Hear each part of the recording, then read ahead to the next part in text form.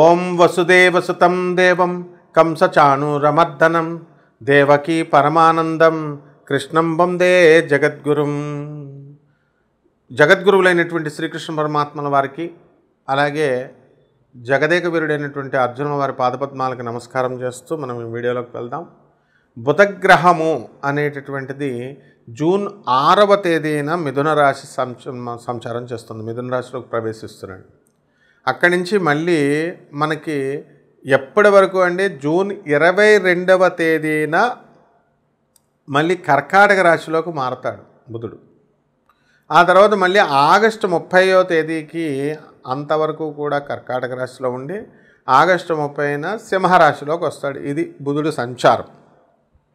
దీన్ని బట్టి మనకి 12 రాశుల మీద కూడా అనేకమైనటువంటి మార్పులు జరుగుతూ ఉంటాయి. అసలు ఈ బుధుడు ఏమిటి, అసలు ఎవరితను అని అంటే, మనకి గురుగ్రహం తెలుసు మనందరికీ కూడా, బృహస్పతి. ఆయన భార్య పేరు తార, చాలా అందగత్తె. అయితే చంద్రుడు మనకు తెలుసు. ఈ చంద్రుడు ఏం చేస్తాడు, తన గురువైనటువంటి బృహస్పతి యొక్క భార్యను ప్రేమిస్తాడు. ఆమె కూడా చంద్రుడు అందంగా ఉన్నాడని చెప్పి ఆమె కూడా చంద్రుడిని ప్రేమిస్తుంది. వీళ్ళిద్దరి వలన కలిగినటువంటి కొడుకు బుధుడు. అయితే ఈ యొక్క బుధుడు ఏం చేస్తాడంటే, తన తండ్రి చంద్రుడు కాదు అని చెప్పేసి తన తండ్రి అంటే ద్వేషం పెట్టుకొని ఏం చేస్తాడు, ఎవరిని అభిమానిస్తాడు, ఎవరిని ప్రేమిస్తాడు అంటే గురుగ్రహాన్ని ప్రేమిస్తాడు. నా తండ్రి గురుగ్రహము అని చెప్పి గురువుకి శుభాలు చేస్తాడు. కానీ ఆయన ఏం చేస్తాడు, గురువు ఏం చేస్తాడంటే ఎట్టి పరిస్థితుల్లో కూడా ఇతన్ని కొడుకుగా అంగీకరించడు. అందువల్లనే గురు బుధులు మనకు కలిసినప్పుడు ఏ సందర్భాలలో మేలు జరుగుతుంది, ఏ సందర్భాల్లో హాని జరుగుతుంది అనేటటువంటి విషయాలు కొన్ని ఉంటాయన్నమాట. అలాగే ఈ తారని వదలడం లేదు చంద్రుడు. అప్పుడు ఏమవుతుంది, ఈ యొక్క వివాదాన్ని తీసుకెళ్ళి గురుగ్రహము మనకి దేవతల ముందు పెడతాడు, బ్రహ్మదేవుడి ముందు పంచాయతీ పెడితే అప్పుడు శుక్రాచార్యుడు వీళ్ళందరూ కూడా మనకి చంద్రుడికి సపోర్ట్ చేస్తారు.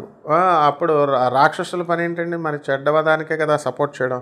అందువలన బ్రహ్మదేవుడు ఏం చేస్తాడు, చంద్రుడిని ఇచ్చేసేయమని చెప్పేసి తారని వదిలేసిన తర్వాత ఎవరి పనులు వాళ్ళు చేసుకుంటారు. కాబట్టి ఈ యొక్క బుధగ్రహ ఆవిర్భావం అలా జరిగింది. బుధుని యొక్క స్వక్షేత్రాలు ఏంటంటే మిథున రాశి, కన్యా రాశి. మరి ఈ రాశుల్లో ఉన్నప్పుడు ఆ బుధుడితో, ఆ రాశుల వారితో మాట్లాడటం అనేటటువంటిది చాలా కష్టతరమైనటువంటి విషయం అనమాట. అంటే కాలికేస్తే మెడకేస్తే కాలికేస్తారు.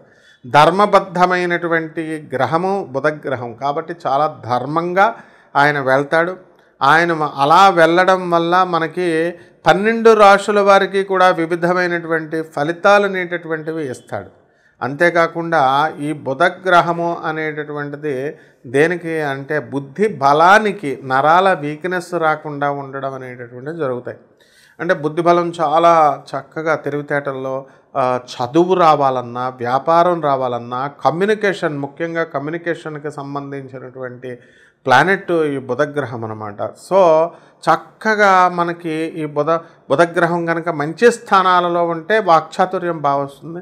ఎవరికైతే బుధగ్రహమో శత్రుక్షేత్రాల్లో కానీ నీచ స్థానాల్లో కానీ మీకు ఉన్నప్పుడు ఏమవుతుందంటే చాలా డౌన్ఫాల్, అంటే మాటలు లేటుగా రావడము, ఇలాంటివన్నీ కూడా మీకు జరుగుతాయి. కాబట్టి ఈ 12 రాశుల వారి మీద కూడా ఈ బుధగ్రహ సంచారం వలన ఈ కర్కాటక రాశిలో ఉన్నప్పుడు ఏ విధంగా ఉంటుంది, అలాగే సింహరాశి వరకు కూడా ఆగస్టు 30వ తేదీ వరకు ఎలా ఉంటుంది అనేటటువంటిది మనకి ఈ బుధగ్రహ సంచారం నుంచి మనం చెప్పుకోవడం అనేటటువంటిది ఈ వీడియోలో జరుగుతుంది. 12 రాశులకి ఏ రాశుల వారికి ఎలా ఉంటుందో చూద్దాం. సింహరాశి వారికి అందరికీ కూడా మనకి లాభములో ఉన్నటువంటి బుధగ్రహ సంచారము అనేటటువంటిది జూన్ 6 నుంచి 22వ తేదీ జూన్ వరకు ఉంటుంది.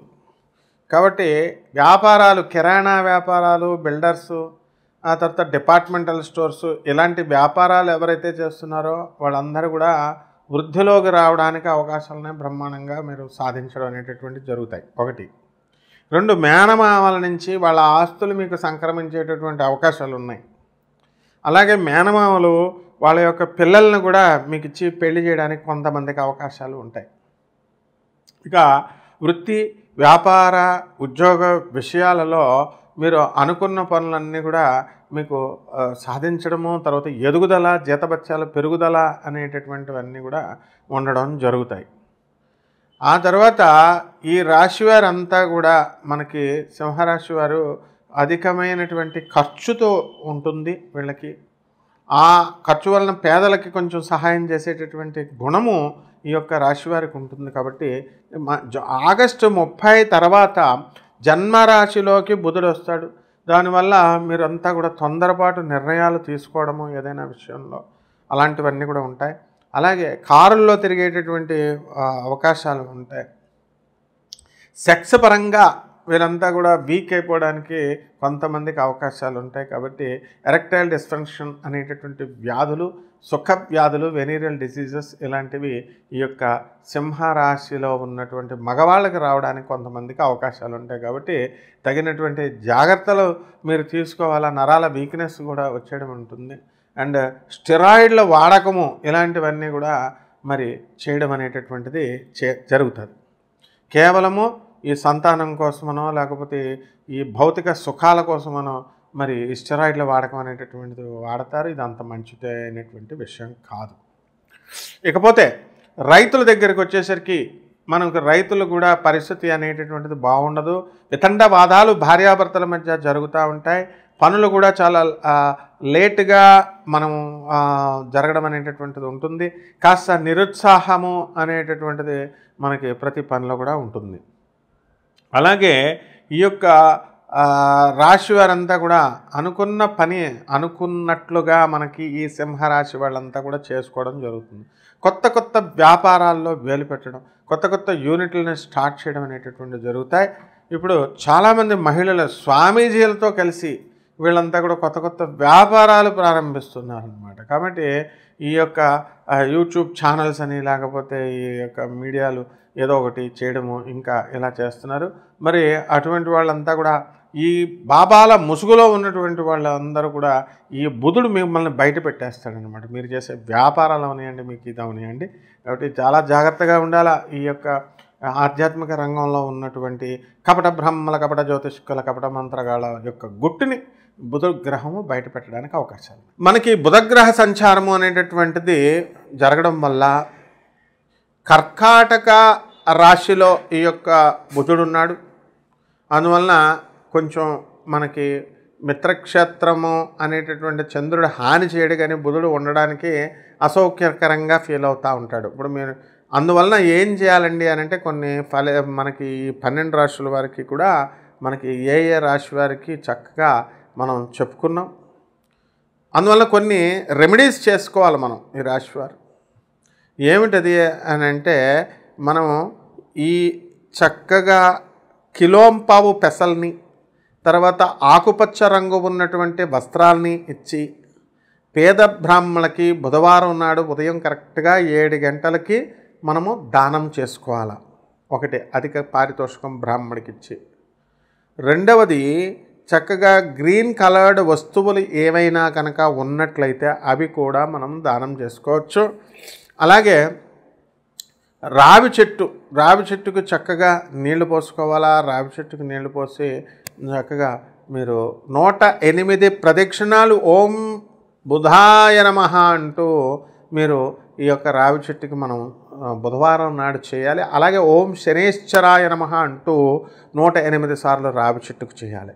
రావి చెట్టు మొదలలో బ్రహ్మదేవుడు, మధ్యలో మరి విష్ణువు, పైన శివుడు, శాఖలన్నీ కూడా సకల దేవతలు, ఇంద్రాది దేవతలు ఉంటారు. కాబట్టి ఈ రకంగా మీరు చేసుకోవాలి. నెక్స్ట్ ఈ యొక్క మేడి చెట్టును చూసుకోండి. ఆ మేడి చెట్టుకి గురువారం నాడు చక్కగా మనము 108 ప్రదక్షిణాలు ఓం దత్తాత్రేయాయ నమః అంటూ చేసుకోవాలి. ఇక మూడవ శాంతి ఏమిటంటే ఈ యొక్క బుధగ్రహానికి చక్కగా మనము ఓం శ్రీరాముడు కానీ కృష్ణుడు కానీ మరి విష్ణుమూర్తి యొక్క నామాలని అష్టోత్తర పూజను మీరు చేసుకోవాలా బుధవారం నాడు. అలాగే ఓం నమో భగవతే వాసుదేవాయ అనేటటువంటి మహామంత్రాన్ని మీరు జపించాల్సినటువంటి అవసరం ఉంది. కాబట్టి ఈ రకంగా, అంతేకాకుండా భువనేశ్వరి అమ్మవారు, దశమహావిద్యల్లో ఒకటైనటువంటి భువనేశ్వరి అమ్మవారి యొక్క హోమాన్ని మీ ఇళ్లల్లో జరిపించుకోవడం ద్వారా బ్రహ్మాండమైనటువంటి ఫలితాలు మీకు ఈ రాశి వారికి కలుగుతాయి. అలాగే చక్కగా శ్రీ మహావిష్ణువు యొక్క పాదాల దగ్గర కుంకుమార్చన మీరు చేసుకోవడము, అభిషేకం చేసుకోవడము, పురుష సూక్తంతో చదువుకోవడము, ఇలాంటివన్నీ కూడా మీరు చేసుకోవచ్చు. మరి ఈ విధంగా ఈ యొక్క నామాన్ని రోజుకి 108 సార్లు చేసుకోవాలి. ఓం నమో నారాయణాయ లేదా ఓం నమో భగవతే వాసుదేవాయ అనేటటువంటి మంత్రాన్ని. అలాగే మనము విష్ణు అష్టోత్తరమే కాకుండా సహస్రం నామాన్ని కూడా ఓం శాంతాకారం భుజగశయనం పద్మనాభం సురేశం విశ్వాకారం గగనసదృశం మేఘవర్ణం శుభాంగం లక్ష్మీకాంతం కమలనయనం యోగిహృద్యానగమ్యం వందే విష్ణుం భవభయహరం సర్వలోకైకనాథం అంటూ శ్రీ మహావిష్ణువుకి స్తోత్రాలు. అలాగే అష్టోత్తర విశ్వం విష్ణుర్వ షట్కారో భూత భవ్య భవత్ ప్రభువు అంటూ 108 యొక్క సహస్ర నామాలని మీరు సహస్రనామ స్తోత్రాలని కూడా మీరు చదువుకున్నట్లయితే బ్రహ్మాండమైనటువంటి ఫలితాలు మనకి ఈ రాశి వారికి కలుగుతాయి. శుభమస్తు.